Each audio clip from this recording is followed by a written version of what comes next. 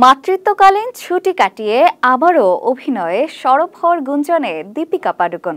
শোনা যাচ্ছে পাঠান 2 সিনেমায় আবার শাহরুখ খানের সঙ্গে জুটি বেঁধে ফিরবেন এই তারকা। স্পাই এজেন্ট রুবিনার চরিত্রে আবার দর্শককে চমক দেবেন এই অভিনেত্রী। এবারের চরিত্রটিকে ঘিরে আরও অনেক চমক থাকছে বলেও জানা গেছে।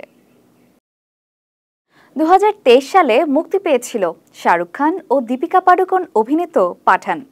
সিদ্ধার্থ আনন্দ পরিচালিত স্পাই ইউনিভার্সের এই সিনেমা বক্স অফিসে ঝড় তুলেছিল। 4 বছর পর পাঠানের সিকুয়েলের মাধ্যমে ফিরেছিলেন বলিউড কিং শাহরুখ খান। এতদিন ধরে পাঠান সিনেমার সিকুয়েলের অপেক্ষায় আছেন সিনেমা প্রেমীরা। তাদের জন্য সুখবর নিয়ে এলো ইয়াশ রাজ ফিল্মস। মাতৃত্বকালীন ছুটি কাটাচ্ছেন দীপিকা পাডুকোন। গেল সেপ্টেম্বরে মা হয়েছেন দীপিকা। মেয়ে দুয়াকে নিয়ে এখন তার সময় কাটছে। শোনা যাচ্ছে পাঠান 2 ছবিতে আবার শাহরুখ খানের সঙ্গে জুটি বেঁধে ফিরছেন এই তারকা।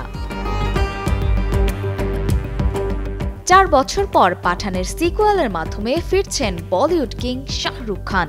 এতদিন ধরে পাঠান সিনেমার সিকুয়েলের অপেক্ষায় ছিলেন সিনেমা প্রেমীরা। তাদের জন্য সুখবর নিয়ে এলো ইয়াশ রাজ ফিল্মস। পাঠান 2 সিনেমার নাট্যচিত্র প্রস্তুত, সংলাপ লেখার কাজও প্রায় শেষ। খুব শীঘ্রই শুটিং শুরু হওয়ার কথা রয়েছে। পাঠানের সিকুয়েলের কাজ শুরু হওয়ার প্রসঙ্গে নির্মাতা আদিত্য চোপড়া বলেন, প্রথমটির রেকর্ড ভাঙতে চাই, তাই পাঠান 2 ঘিরে যশ রাজ ফিল্মের আরও অনেক বড় পরিকল্পনা রয়েছে। নাট্যচিত্র আরও দুর্দান্ত হবে। আশা করছি দর্শকদের জন্য নতুন কিছু আসতে যাচ্ছে। কিং ছবির শুটিং শেষ করার পর পাঠান 2 এর শুটিং শুরু করবেন শাহরুখ খান। দীর্ঘদিন পর দীপিকাকে বড় পর্দায় নতুন রূপে দেখার জন্য মুখিয়ে আছেন তার অনুরাগীরা। অপর্ণা বর্ষা, কালের কণ্ঠ।